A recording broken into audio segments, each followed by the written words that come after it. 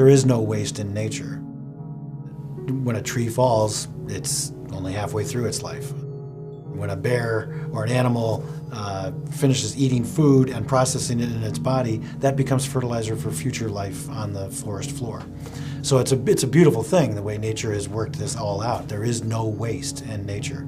The human animal is, in fact, the only animal on the planet to create waste that nature cannot process. One of the reasons I got involved in this industry is to highlight the issue of waste as one of the most important environmental issues of our time. And I think a lot of other issues have gotten a lot of attention.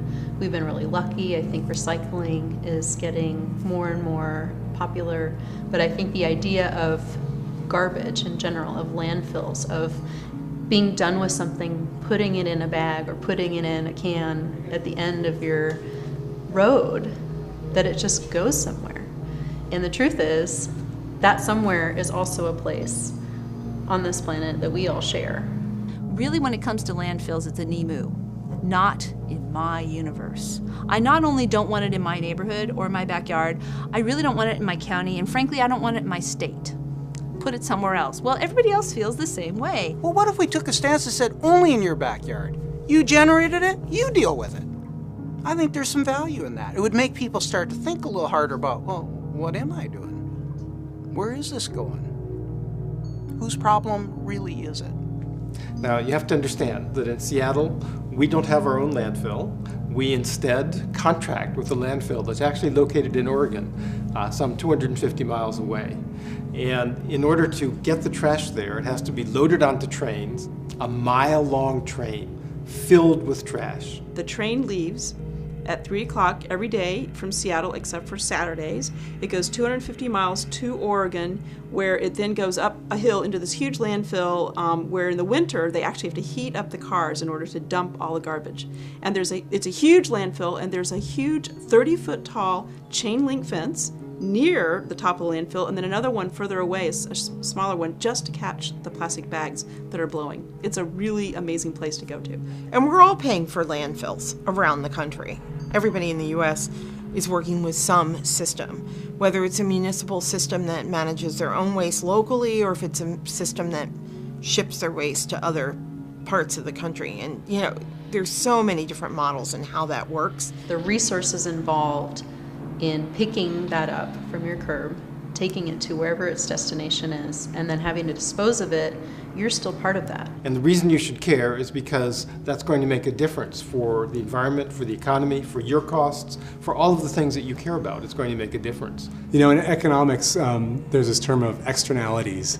And there's a lot of costs out there that we collectively bear as a society, whether it's habitat destruction, or whether it's costs that are directly being imposed on us as citizens who didn't ask for those costs to be put on us. So the cities are under huge budget pressure right now, and they need to cut their costs. And if they can cut their costs in terms of how they're managing their waste and start to make more money off the recycling, so these plastics they can make money off of if they get them separated and people are actually recycling them. And the same thing with compost. So it's a really can become more of a fiscal issue than an environmental issue in some cases. Our latest statistics is that even with the recycling as high as it is in King County, that still more than half of what's going into the landfill could be recycled or reused. You know, Seattle with its premier recycling program, it's the program in the country, probably people in San Francisco might argue with you. And 60% of the residential waste is still recyclable, you know, so we're not 70% of the commercial waste oftentimes is recyclable, so there's a huge opportunity. And by recyclable, I mean there's collection programs, there's markets, there's technology. It's not esoteric blue sky stuff. It's worth noting that garbage is more expensive than recycling, and for a good reason. You haul your garbage off to a dump and it gets covered and buried there, and that location, that site, then has no more use, whether it's that land or the product you're putting inside of it. So 3.5 million tons of garbage in the current Cathcart landfill took us 12 years. That was it. It's a 56-acre landfill. You know, you can do the math on how high that was. When it was done, You're not really done. You just don't get to use it for a revenue purpose anymore. Now it becomes a revenue extractor. And you now spend money to maintain this carefully contained trapezoid of trash. You pull out the gas, that costs money. You pull out the water, and you treat that water. And then you sink monitoring wells around the landfill, and you monitor those landfills to trace the extent of the third law of thermodynamics: everything leaks. And all of that costs money. And it's money against which you're not making revenue, so therefore it is now a cost center. Landfills in general, in the 30-year post-closure period, are somewhere in the neighborhood of $20 million. You ask yourself, why should things go to landfill? Why should we use space, land for garbage? Is that a good idea?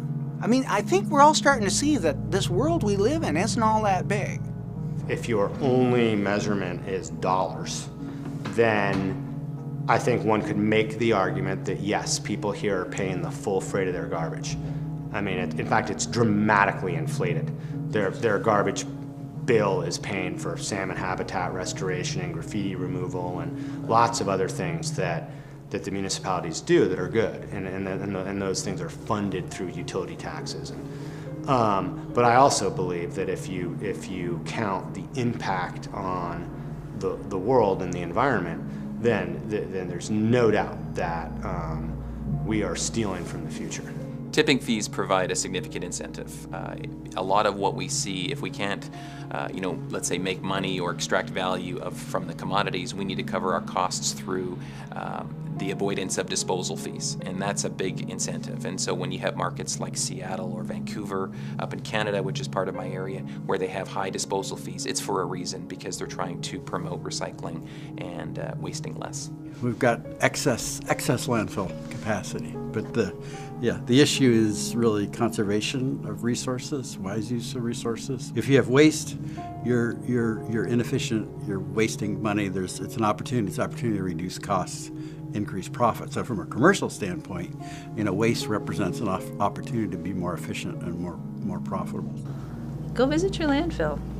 Go see what you're putting in there. See what it looks like when you and your neighbors and everybody else conglomerates their trash. Come to the transfer station, it's closer.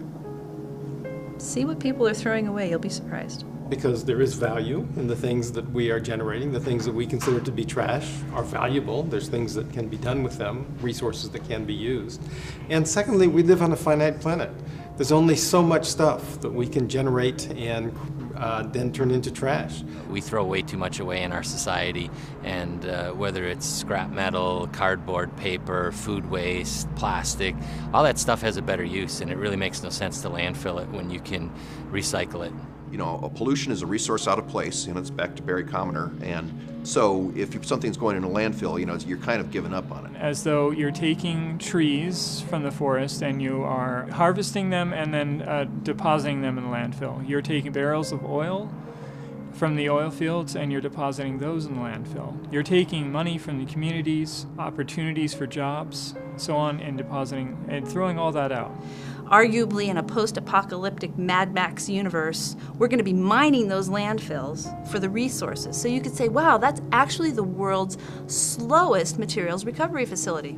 Put it in a dirt pile, send it into the future. Some of the organics decay, not many. Some of the organics decay, and then we unbury it. Woo, smells bad. And we go back in for the metals and the glass and the plastics that we can no longer mine from the earth because we already got them all. So all those things that we've thrown away for all these decades in landfill may become very valuable.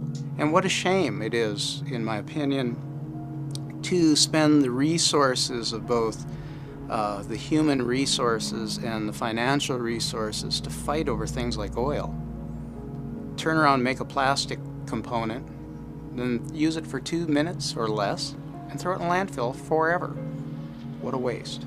We just got to change the way we do things. We need to look at actually the whole stream of everything kind of in terms of its whole life assessment. How much impact is there in the mining of the material? How much impact is there in the manufacturing of the product? How far does that product have to be transferred in terms of transportation and energy costs? And then how does that get installed and how toxic it is and all these kinds of issues? And then at the end of that product's life, what happens to it? and taking a hard look at that, and then asking the question, do I want to participate in this? Do I want to add to this? And I think most people would say no. I think if they really knew what went into manufacturing and what went into disposal, that they would make an educated decision. And I think most of what we generate because we've been told that it's okay to waste. And I think it's time to tell a new story.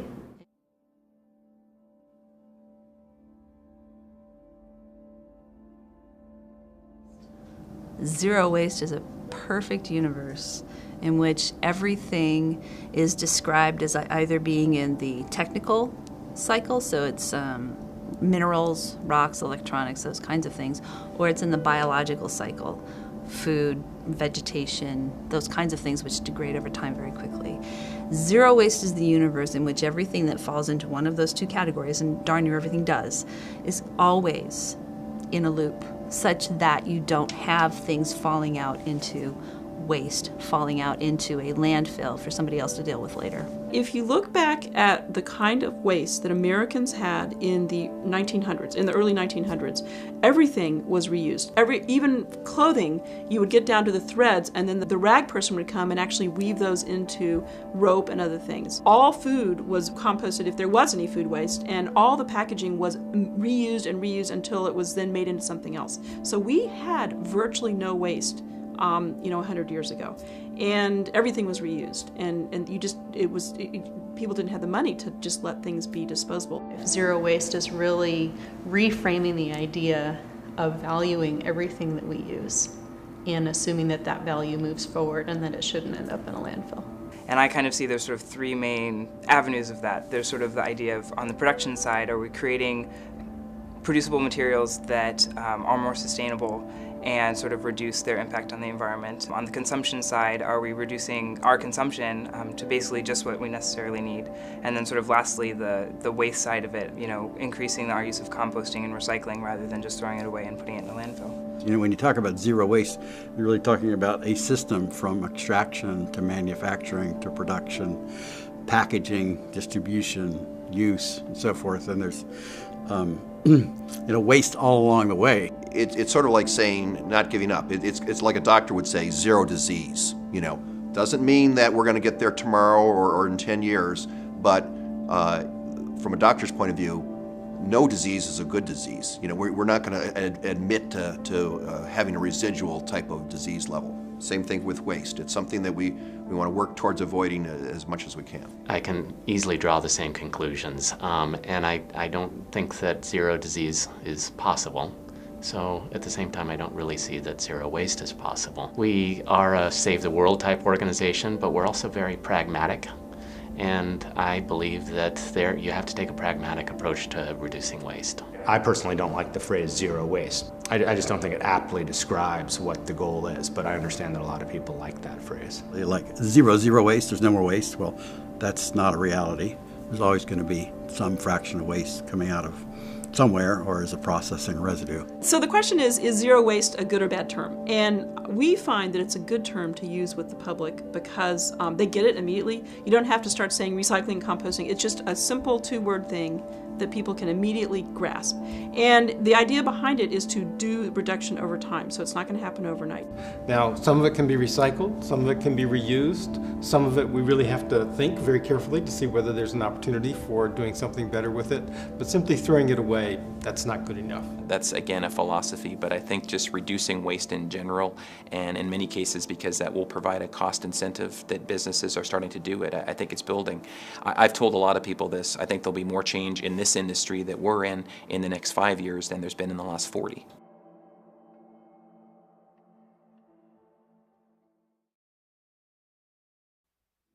I think people look to Seattle as an example of what is possible for the partnerships between the utilities and the private businesses, the sort of policies and incentives that are in place to make it a more economically, attractive thing for businesses to do, and the services that are available. And we have some very innovative haulers and collection services here for people, and there's lots of opportunity to recycle a lot of different materials. Humans are very creative, and somebody will figure out how to make money taking even the least likely candidate for reuse and turning it into something fabulous.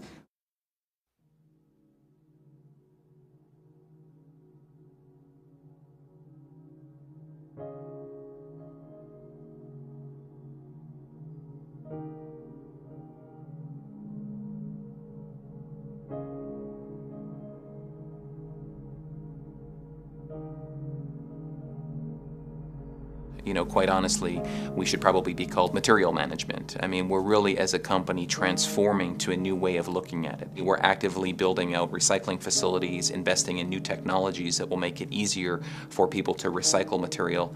And then what can't be recycled and becomes waste, we're also finding ways to try and extract value out of that waste by maybe turning it into things like renewable energy. One is the fact that we're using landfill gas and converting it to electricity, and we sell about 8.6 megawatts of electricity back to the city of Seattle.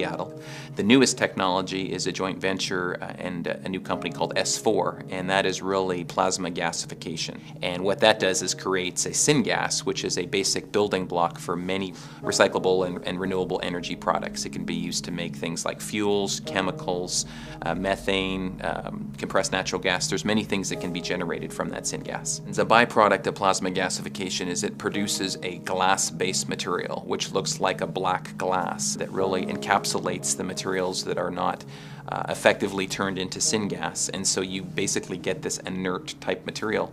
And we're looking at potentially using that for road base or different things that could be reused, or if we have to, potentially landfill it, because it's a small fraction of what went in initially that comes out as this residual inert type glass material. Contamination is still a major challenge in this business, and some of the technology we're working on, like plasma gasification, doesn't really care about contamination, but that's not going to be the end-all solution for everybody. Clearly that's kind of an end-use product. Once recycling's taken place, gasification might occur. But I think farther upstream, it's still contamination, and people just, I think, don't realize how their small actions at their home or at their business can really affect it on the back end.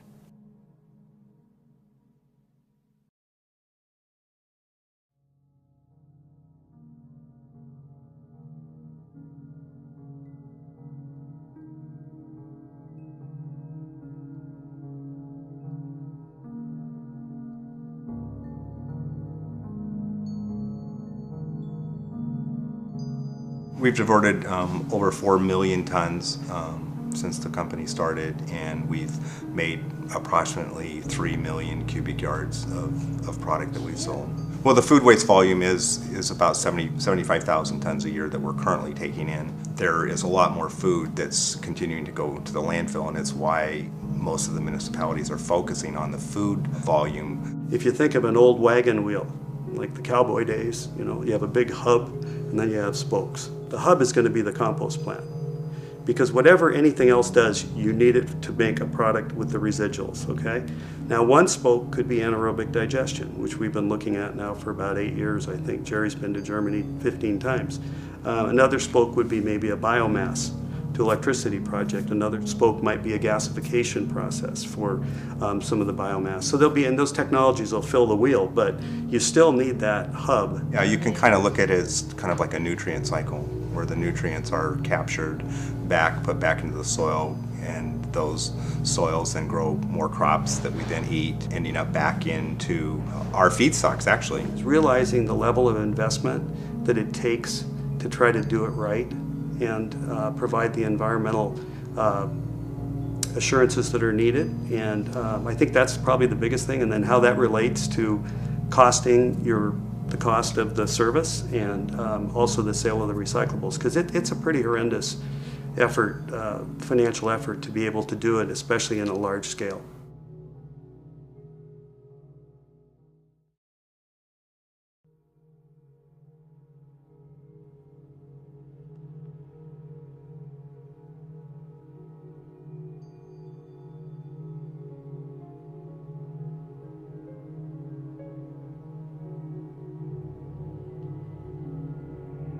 Our guesstimates are that there could be anywhere from 10 to 13 million gallons of used cooking oil in the state of Washington alone. A year? A year, yeah. And but we don't know that for sure. Again, there's so many ways to try to figure out where's this oil being used. That net opens up much larger when you start to think about who is producing food products for consumers. It can be corporations, corporate campuses, shopping centers, airports, property managers, hospitals, universities, and we provide them a solution not only to physically remove it, but to transform it into something much greater than just a landfill waste or an export product to a foreign nation. It starts from our drivers. They go out to the restaurants and the alleys and back of the restaurants. They vacuum out the waste spent cooking grease. They drive it back to our plant and we filter it. And we put it through some centrifuges to take out water and take out solids and food and particulates. Clean it up, we add methanol and a catalyst, and it separates oil and glycerin. What you have at the end of the day is biodiesel and glycerin, and glycerin is our byproduct, and that methyl ester is a biodiesel ready for your engine. The clients we serve, we're taking a waste stream from their business and transforming it into jobs and taxes and low carbon fuel.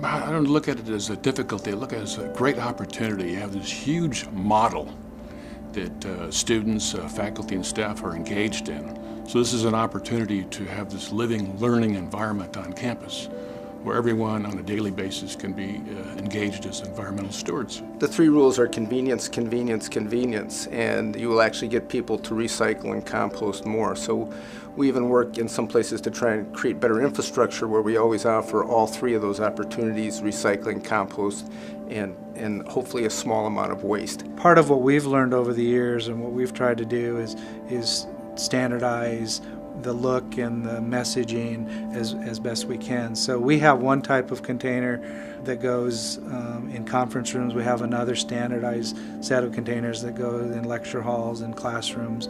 We have a standard set that look and feel and color that goes in public area places. The Minimax, it's a garbage can that is large for the recycling and tiny for the waste. Facility Services has become a leader in the use of Minimax, and other universities are copying it, and the Wall Street Journal actually featured it in addition, which is pretty cool.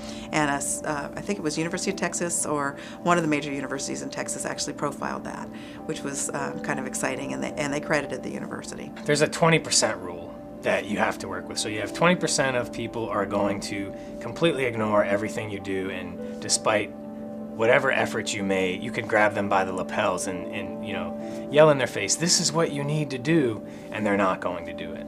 And you have 20% of your population that believes fervently in the cause, is so interested in the issue and so wrapped up in it that they're going to participate in everything that you offer them. And then you have your majority, 60% of folks in the middle, who you have to engage and you have to remind. And many folks need to hear things or see things in a variety of ways. And they say, and I can't remember the exact statistics, but people need to see something or hear something like 6 times before they really get it. If you don't make it like simple or like convenient enough for them, they won't do it. And that's probably the biggest challenge, I would think. I mean, it's pure, if they don't care in the first place and they don't think it's convenient, they wouldn't do it. So I guess the challenge is more like how we're gonna spread the message in some kind of way that's convenient and understandable for people that will actually follow it.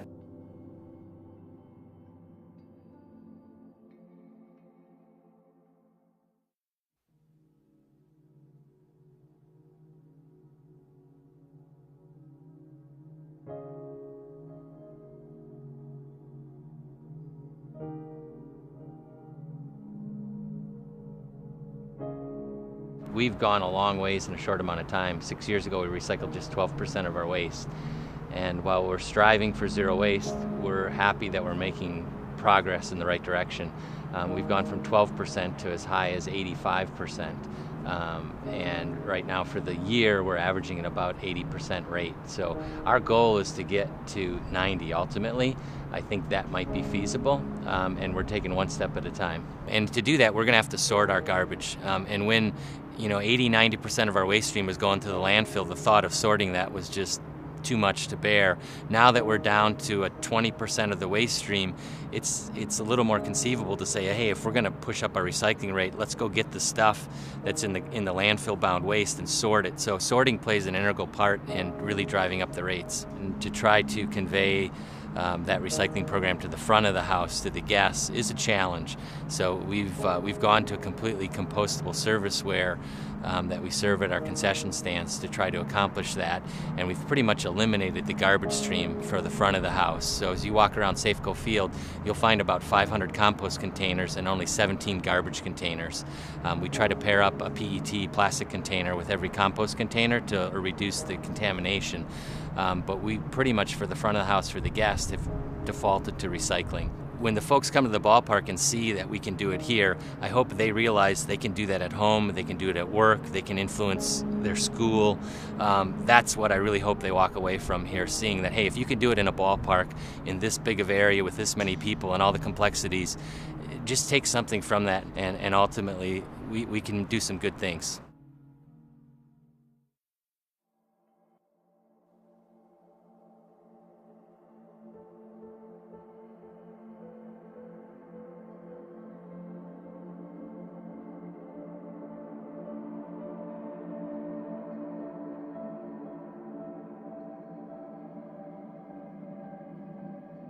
Well, I mentioned previously that we're both aspirational and pragmatic, so that certainly we brought that perspective to bear when we considered recycling, and we do recycle in the bathroom, for example, and in the kitchen, but we don't do it in the laboratory. So we look at it as a responsibility, and part of our responsibility involves recycling and reducing, but part of our responsibility involves ensuring public health and making sure that we don't create problems as we try to resolve them.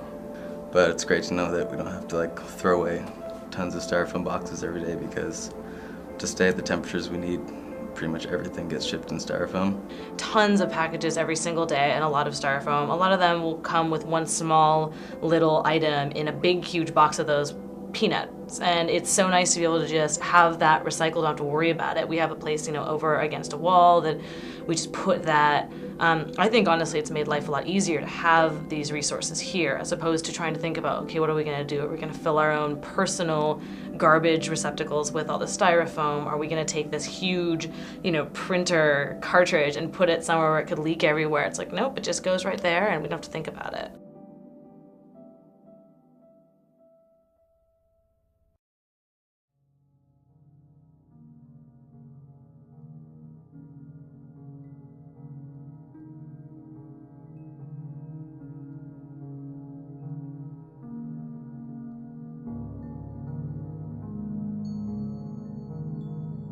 We both have a passion for food, a passion for health.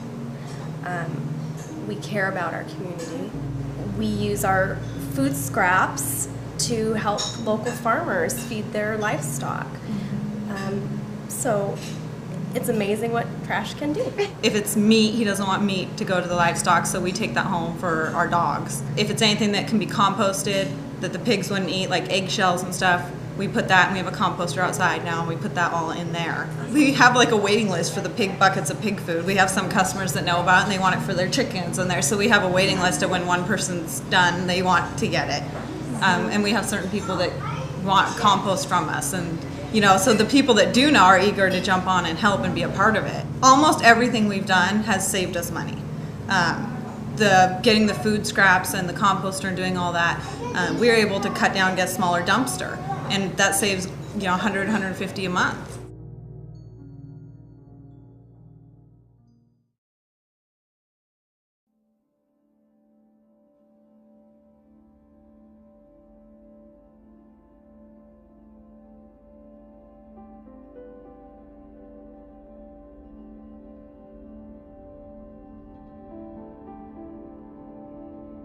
a lot of customers come to us saying, look, our customers are demanding that we show and demonstrate that we're green. We want you as a sustainability partner, Waste Management, to help us achieve our sustainability goals.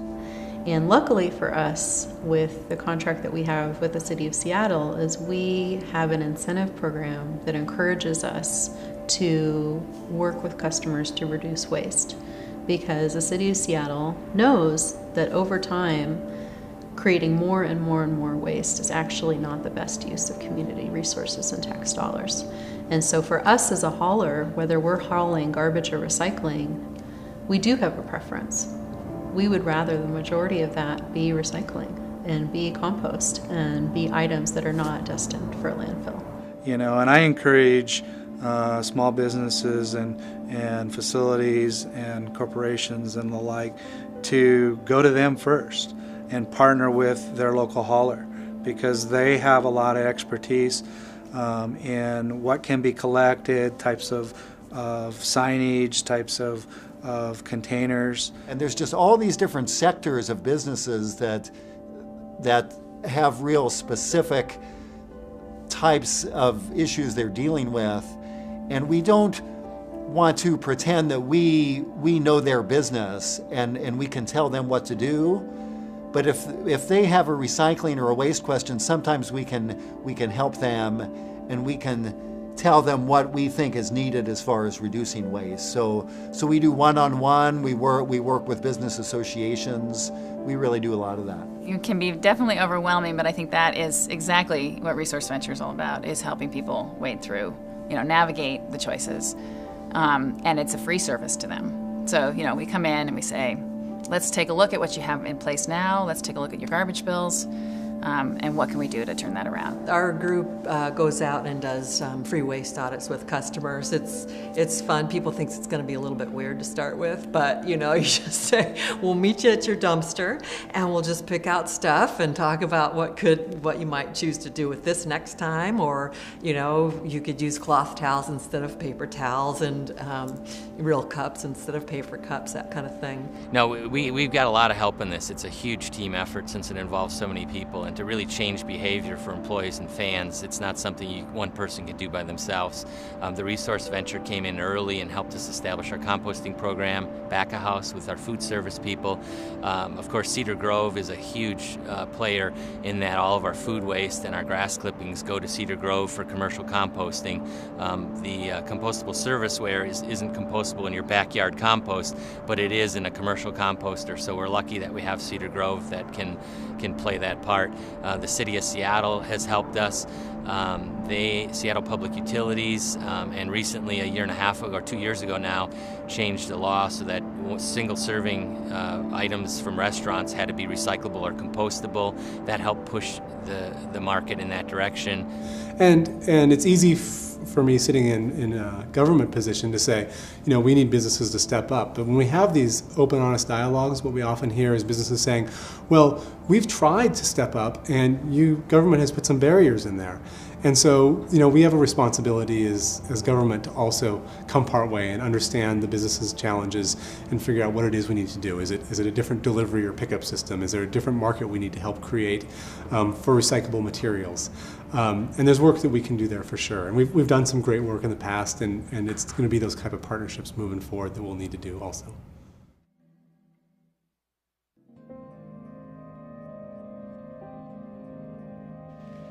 Zero waste initiatives for businesses start with the green team and doing a baseline analysis of all of the waste that's generated on site from that business, whether it's an office building, whether it's a restaurant, whether it is a manufacturing site, and taking a look at production, everything that's purchased for that site, and then everything that's disposed of. What we advocate for is for people to just take small steps. We're not talking about people changing their life overnight. And I think that's what sort of freaks some people out, like, oh my gosh, I'm gotta become green automatically and overnight. And that's not really what happens for most people. It happens over time. I think a lot of companies look at something like this and think it's just too big. It's just too overwhelming. There's no difference, that my business can't make a difference. And I can understand that line of thinking, unless you just start small and say, okay, well, let's just look at our recycle bins at the end of every day and see what we're recycling. And let's look at our garbage bins. And let's look at our food compost. We didn't even compost food a few years ago at businesses, and now we do. Pick one thing where they can have an impact, and then look at the results of that one change that they made. One, whether it's a purchasing change, whether it's starting, collection of recyclables on site. Any of those things can have a tremendous impact. So pick one thing, look at it, gather those numbers, share those numbers, and that'll get you started down that path. And you'll see that there's, economic reasons to do that, and you'll continue down that road and find other ways to become more sustainable. And individually, sometimes there may be a cost to first start a system. There's usually a startup cost. To educate people, there's a cost to starting that up. You may have false starts. You may not have the system designed very well, and so mistakes are easy to make. So there's a lot of reasons why people are cautious about moving forward. But what our experience has been is that once you get people started, then it's like, why weren't we doing this all the time? I think when we talk about sustainability and doing things that are green or being sustainable, we really want to be at a place where we aren't using that word anymore and we're just talking about the way we do things.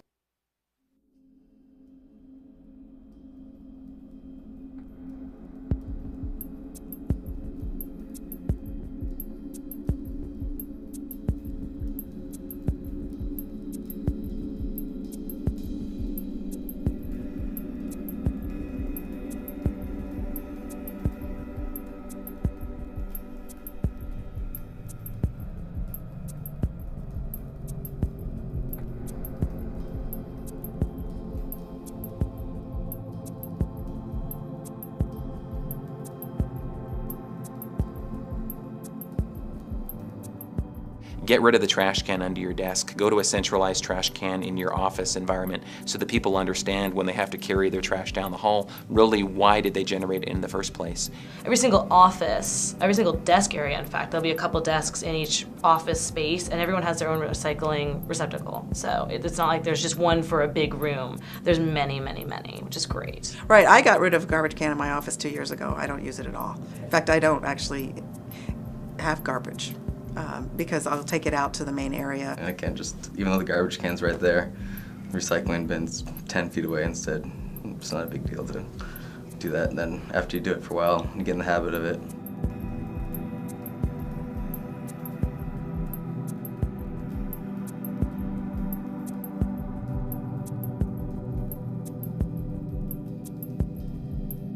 Having paper towel recycling in the bathroom is really nice. It's phenomenal to get to work in an environment that is socially and environmentally conscious. Even on our hand towels, there's these come from trees stickers, and it's interesting how much buzz that generates in terms of people saying, oh, now they see it as both sides. They see it as, okay, now I'm aware, but they also joke about walking out of the bathroom with wet hands because they really hesitate before pulling that second towel out of the dispenser.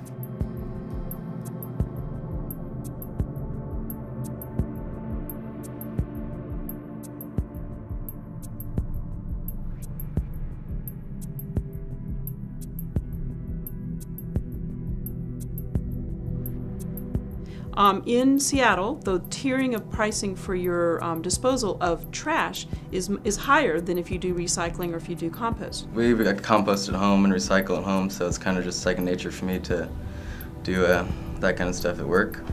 Some people I noticed don't really realize, oh, we can compost this, like there's a food container or paper towels that are dirty, you can put in the compost, and it's just a matter of putting it in the right bin. They're all next to each other in the garbage. We make it pretty easy.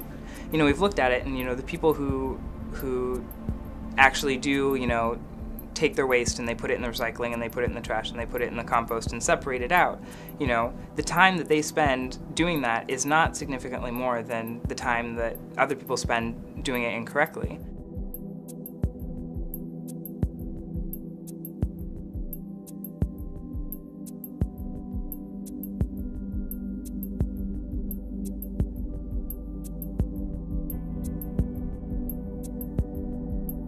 It's So right next to our printer, we have a big recycling receptacle, which gets used far more than the trash. And I've seen people actually take a piece of paper out of the trash and put it in the recycling. So that happens a lot. In some cases, it's as simple as having offices start by setting their printers to default to two-sided printing and using print preview to see what you're going to print before it pops out. It would be great if the person who's in charge of purchasing would really take a look at the green purchasing they could do. So for example, are they buying really high recycled content in the paper? Are they using printers who are using less toxic inks for the products that they're, their brochures and that kind of thing? We've jumped on recycle, which is the last thing in the hierarchy of reduce, reuse, recycle. So the recycling is great, but if people kind of went back to square one, back to the beginning, which is, it's about reduction, about using less. I think that would be a good kind of thing to think about.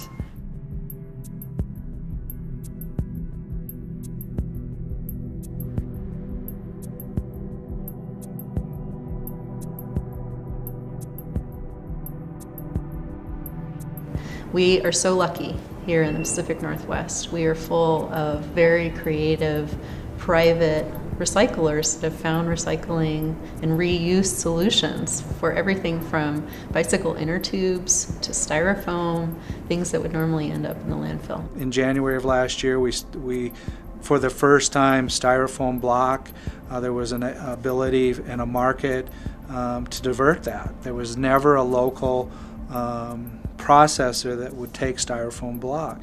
It's not heavy, so it's not a lot of weight, but it takes up an incredible amount of volume. So we piloted in the health sciences complex where they get a lot of shipments, lab supplies and those such, so there was a lot of styrofoam. Once we got that up and running and the vendor was picking up regularly, weekly, from our facility, as we collected it and we knew what type of bags worked well for people to put them in there. We educated people on what could go in there and what isn't allowable. Then we launched it campus-wide. We'd like to let people know that recycling for batteries and for the printers is not just for office stuff. If you have a cell phone battery, you can put it in there. Things like that, trying to make people realize that this is a resource that they can use not just for work-related items, but if they come in and they happen to have a ton of stuff or receipts, that they can use this recycling as well and be sure that they are taking advantage of that resource.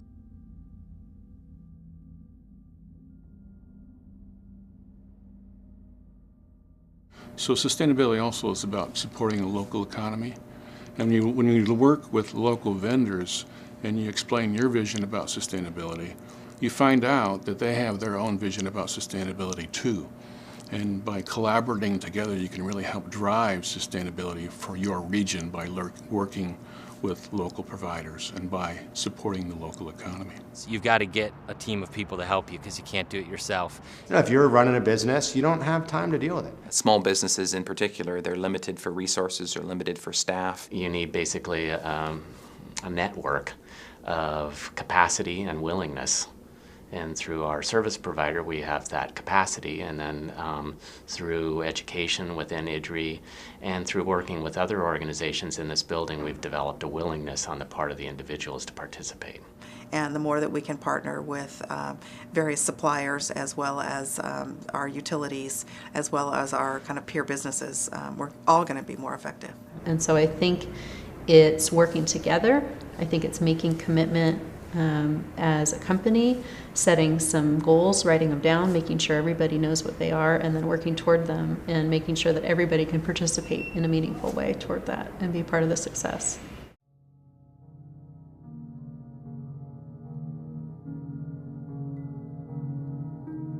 We have to be restructuring how we do things. But at the same time, we have to be cognizant of the business community and what is the real driver in business. I'm an economist at heart. I'm a finance guy, a numbers guy, and the things that drive me to take on challenges oftentimes are economic. And so when you show me a garbage can that I'm currently using and say, but if you could get all your garbage into something half the size, you would save $15 a month. Even if $15 isn't a significant amount of income for me at the time, it's real.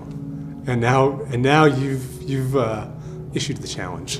In this day and age, it's not just about the environment, it's about the economics. And we've spent a lot of time over the last few years making sure that our system is efficient and is viable, economically viable. And so when I talk to the campus community, I can go out and tell them that it's not only the right thing to do for the environment and the planet and our university, but it's the right thing for your pocketbook, because it is cheaper for the campus, and we do have large amounts of avoidable costs because of the things that we do. I mean, I think in general everyone wants to do the right thing, but clearly there's a cost barrier to some degree, and by being more efficient to me equals less cost. And so it's not just waste in the sense of garbage, it's waste in the sense of process waste.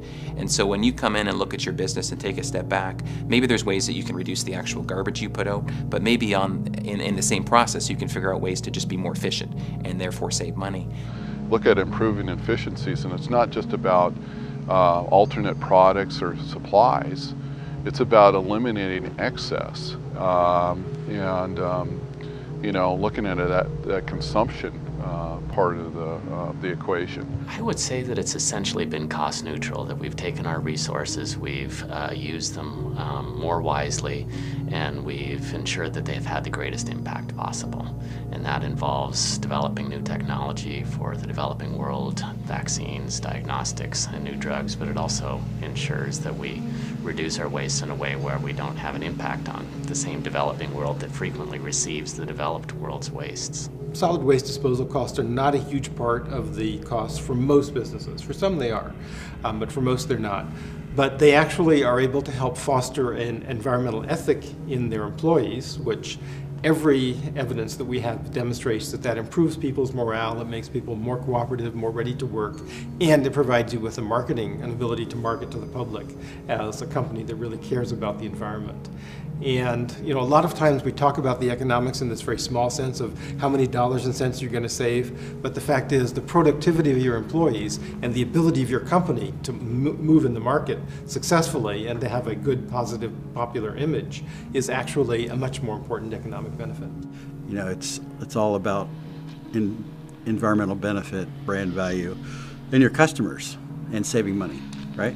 So if you can do something and it speaks to your customers, adds to your brand value, has real, true environmental impact, why wouldn't you do it? I've never had a business person tell me, that doesn't make any sense to me. Everybody says, wow, that totally makes sense. Whether or not they step forward and invest is another thing, but I've never had anybody tell me that doesn't make sense. I think we live in a part of the country that places a high value on this. And our awareness level is much higher up here than it is in other parts of the nation. So I think that it has moved from an esoteric, unusual thing to a thing that brands really do want to attach themselves to. When we first approached Amazon over a year ago, they practically cut the meeting off at the midway point and said, we get it, we love it, let's do it. They said, we don't need to hear more. And we collect all the used cooking oil from Amazon, which has only gone up significantly since they moved their campus down to South Lake Union.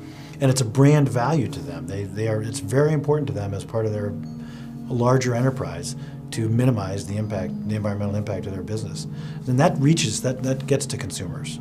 Even if from a corporate standpoint like that, or from a restaurants in the Seattle area, the Space Needle, SeaTac Airport, these are all places that are like, hey, if we can do the right thing, why wouldn't we? And it makes us very proud because we do believe that we're doing good work in this area. But I also think it continues to be an incentive. You know, it's better to get an A or better to be number one. Being in the top 15, that's great, but let's strive for more. You know, we're never going to be perfect, and so it continues to be a catalyst. The other is it's really good marketing. There's no question that students in particular are looking for a place to go to school that is green, but also for faculty and staff recruitment and retention. Many faculty and staff also believe that it's appropriate to be green. We want to be the best children's hospital in the country, and the question that I had to our COO is, when do we know we're the best children's hospital? Because it's not a point where you're just completely reached a state of complacency that you're the best children's hospital out there in the nation. You have to say to yourself, well, You know, we're always striving to be the best. And so striving to be the best means that we're looking at our processes and say that they're not perfect. But we're developing goals and strategies to say that we're trying to align the best processes going forward. And the lesson for me is, and I think it's pretty universal, is that if you really do reduce waste, in fact, you will save money. And many times that which is environmentally beneficial is also efficient and will result in money savings, cost savings, stronger financial statement. It's time to retool. It's time for everybody to retool. There's never been a better time. This economic crisis should be an economic opportunity.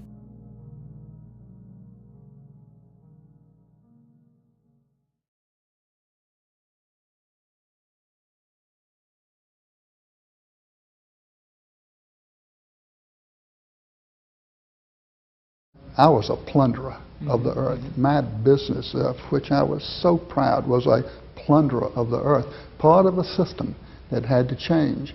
And I resolved to do what I could in the time I have left to change that.